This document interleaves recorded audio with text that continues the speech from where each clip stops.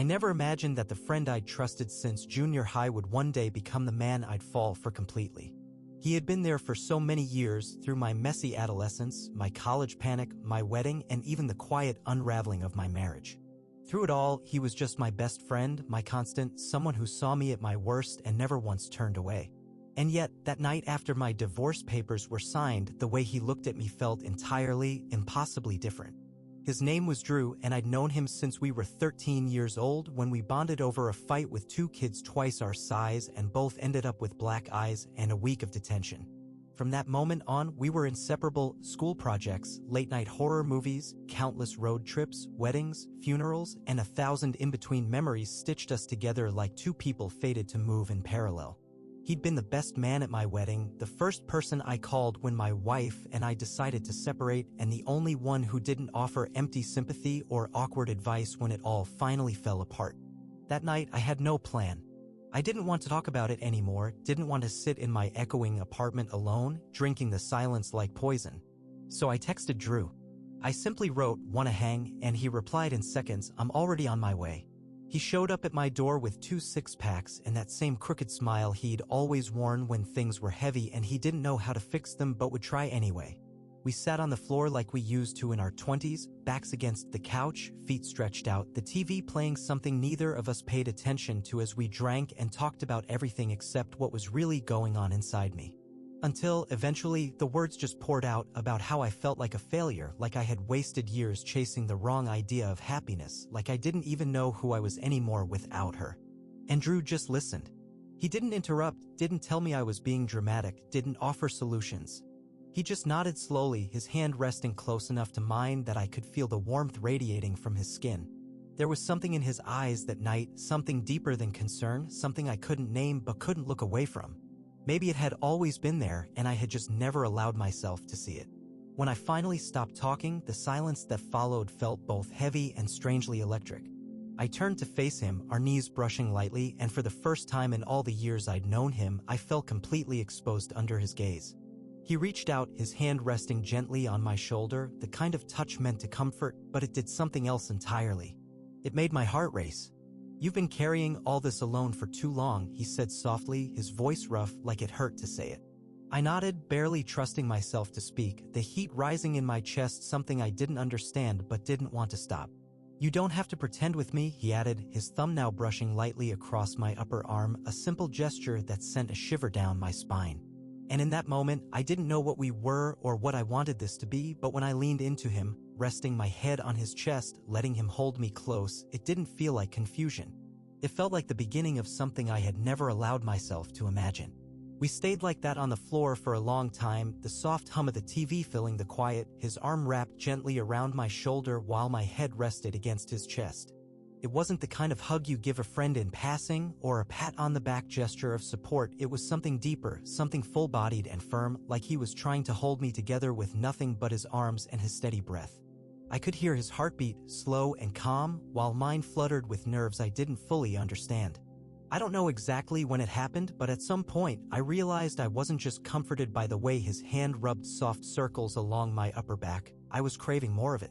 The warmth of his touch, the weight of his body beside mine, the low sound of his voice when he whispered, "It's okay now," it stirred something in me that felt so much like longing it scared me.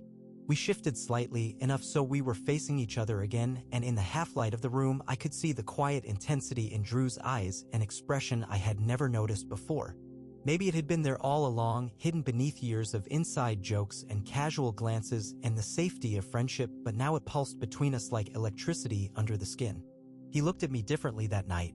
And somehow I looked at him differently too. "You sure you're okay?" he asked again, his voice lower this time, softer, like he was asking about more than just the divorce. I nodded slowly, then paused. "No," I admitted quietly. "But I don't want to be alone tonight." Drew didn't answer right away.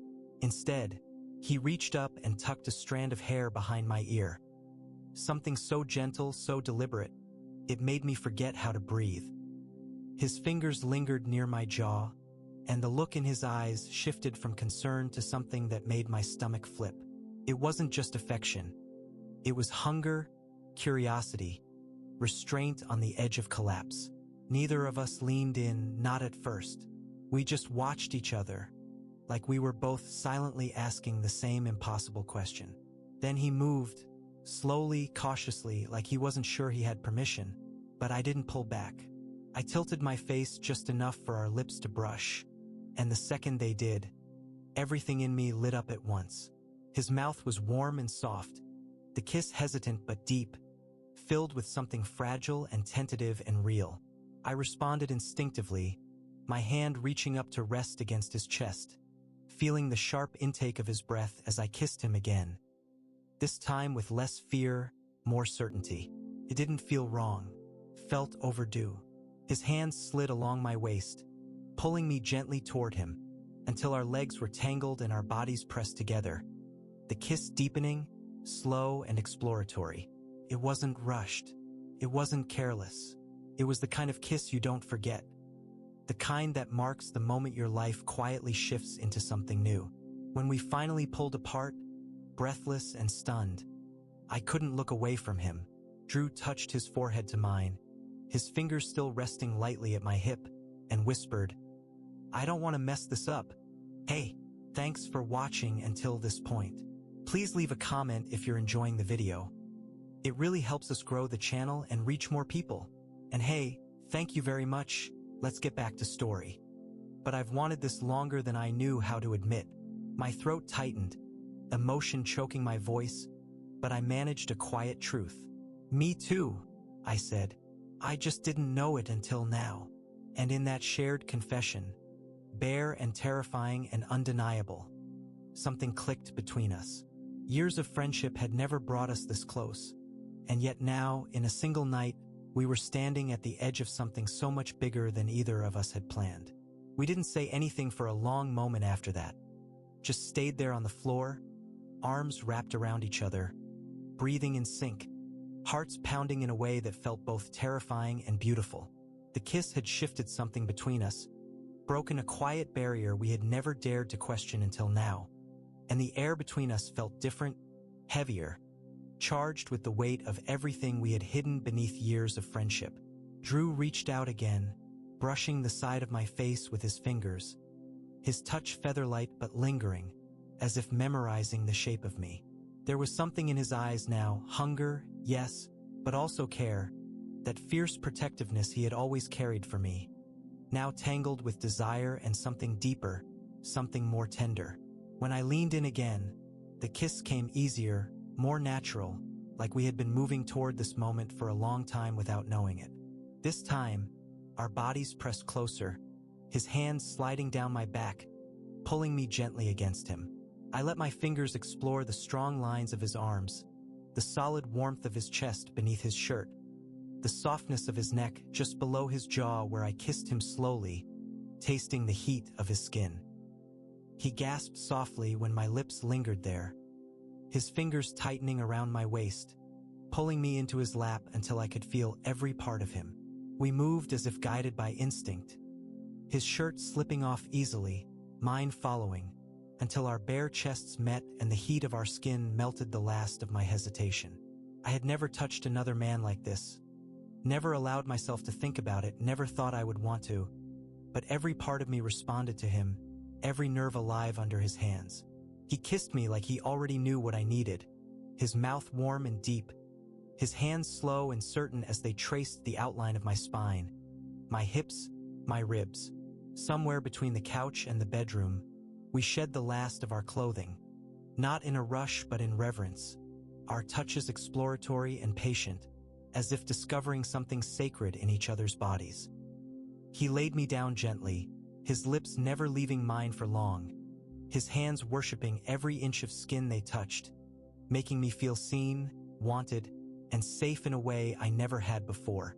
We made love that night, not with urgency, but with meaning, with a quiet ache that built slowly and deeply until it spilled over into something full and unforgettable.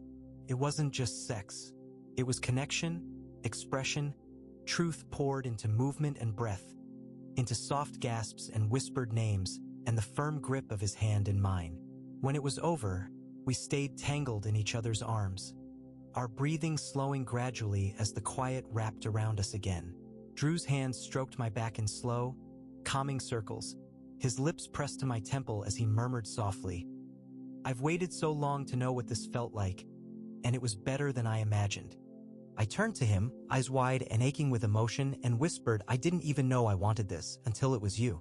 He pulled me tighter then, and I let myself fall fully into him, into everything we hadn't dared name until tonight. This wasn't confusion. It wasn't a mistake. It was something honest and human and profoundly real, and for the first time in years, I didn't feel lost anymore. I felt chosen. I woke to the soft warmth of sunlight filtering through the curtains, the faint scent of sleep and skin still lingering in the room, and the steady, familiar rhythm of Drew's breathing just behind me. For a few seconds, I forgot where I was. I forgot everything, actually, until the memories came rushing back all at once, wrapped in heat and tenderness, in the feel of his lips on my neck and the way he had whispered my name like it meant something sacred. He was still asleep when I turned to face him, the sheet pulled halfway over his chest, his mouth slightly parted, and his hair a complete mess. I stared at him in silence, trying to match the man in front of me to the boy I had met in junior high, the best friend who had seen me through all my versions and yet somehow last night had looked at me like I was something new. There was no regret in me, no confusion. But there was a heaviness in my chest, the weight of the unspoken question hovering between us. What happens now? As if he felt me watching, Drew stirred, blinking slowly awake, his eyes locking onto mine with no hesitation, no embarrassment, only quiet warmth. He stretched slightly, one arm reaching across the bed to rest against my hip, grounding me with the simplest touch. "Hey," he said softly, voice still rough with sleep, and smiled the kind of smile that didn't need anything in return. "Hey," I whispered back, unsure whether I should be smiling too, but I was. For a few minutes, we lay in silence, facing each other, the space between us small but charged. I wanted to say something, to ask what this meant, to make sense of the storm we'd walked into together. But I didn't want to break whatever was holding us so gently in that moment. "It wasn't just a one-time thing," he said, finally, like he'd read the question off my face. "At least, not for me." My chest tightened, a mix of relief and vulnerability flooding me as I nodded slowly. "Not for me either," I admitted, voice quiet but certain. "I don't know what this is yet, but I don't want it to stop." He exhaled, the tension leaving his shoulders, and scooted closer, his forehead pressing softly to mine. "Good. Because I've spent years being your best friend, and now I want the rest of those years to be something more."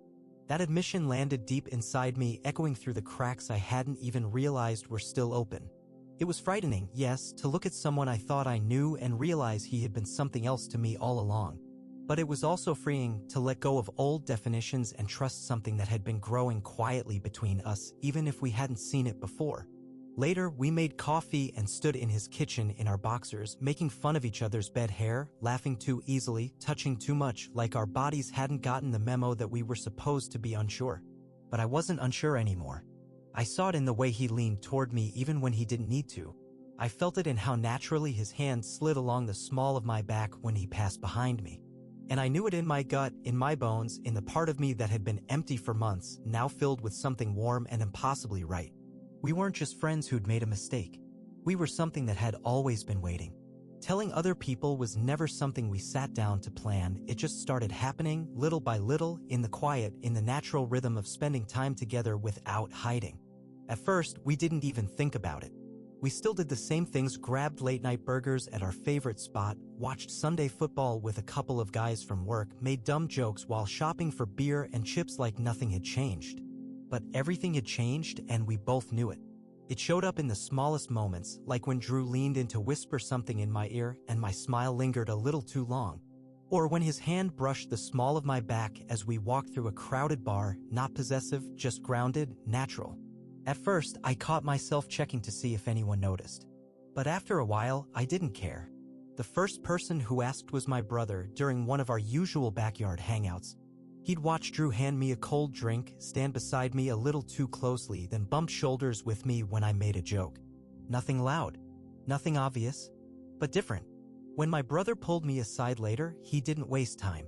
"You and Drew, there's something going on?"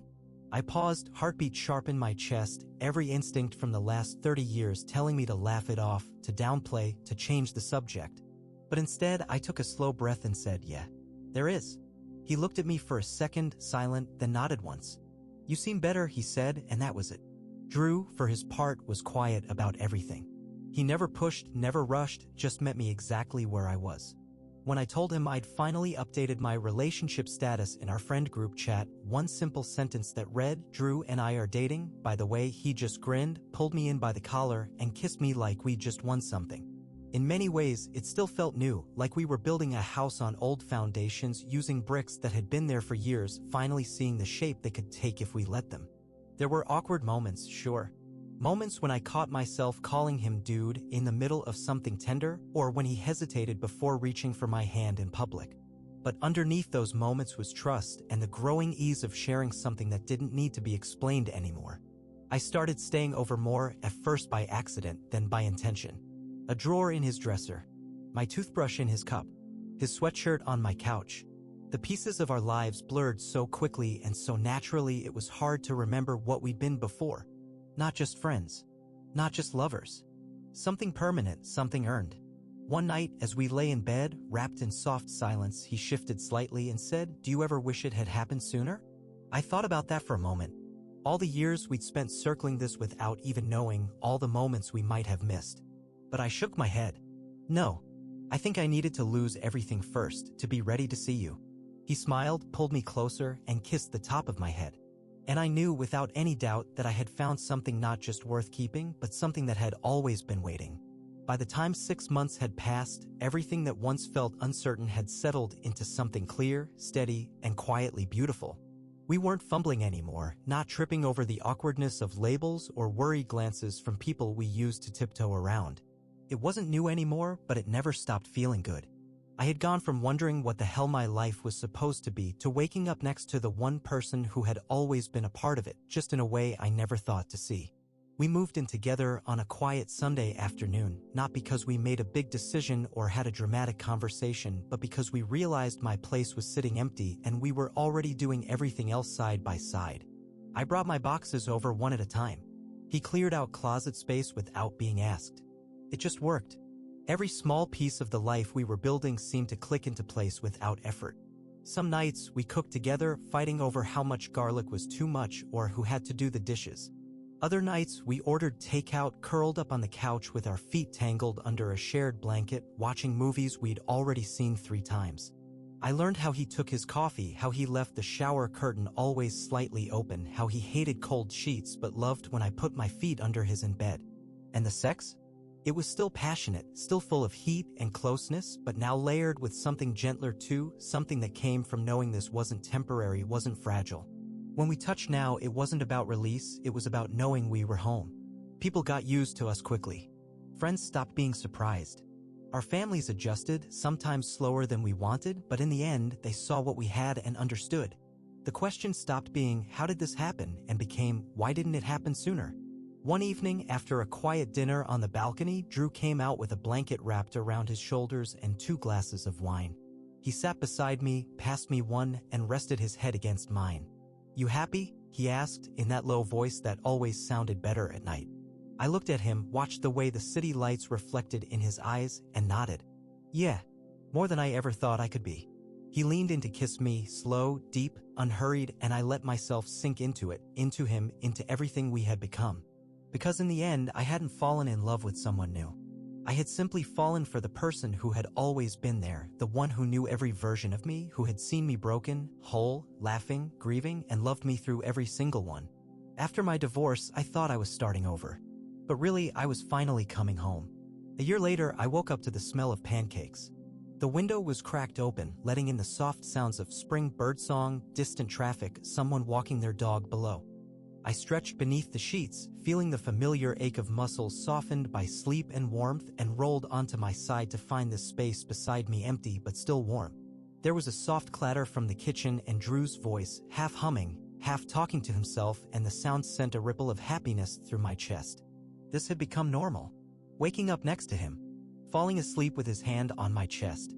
His keys on my table. My shoes in his hallway. There was no separation anymore, just the slow, beautiful merging of 2 lives that had always been close, but now lived and loved fully as one. I padded barefoot to the kitchen, still in a t-shirt and shorts, rubbing sleep from my eyes. Drew was flipping pancakes like it was some sacred morning ritual, wearing one of my old hoodies that hung too big on him and boxers that sat low on his hips. He looked up when he saw me and grinned, eyes still soft from sleep but shining like always. "Good timing," he said, sliding a pancake onto a plate. "These turned out way better than last week." I walked up behind him and wrapped my arms around his waist, pressing my face into the curve of his shoulder. "Even the burnt ones taste good when they're yours." He leaned back into me, letting his head rest against mine, and for a while we just stood there, the pan sizzling quietly, the sunlight slanting through the window in golden beams that lit up the tiny kitchen like magic. There was no rush, no pressure. Just love. Just him. When we sat down to eat, he handed me my plate with that same warm look I'd seen 1,000 times before, but now it meant something deeper. "1 year," he said. "You know that?" I nodded, unable to stop smiling. "Best year of my life." He reached across the table and took my hand, squeezing gently. "You were always mine. You just didn't know it yet." And maybe that was true.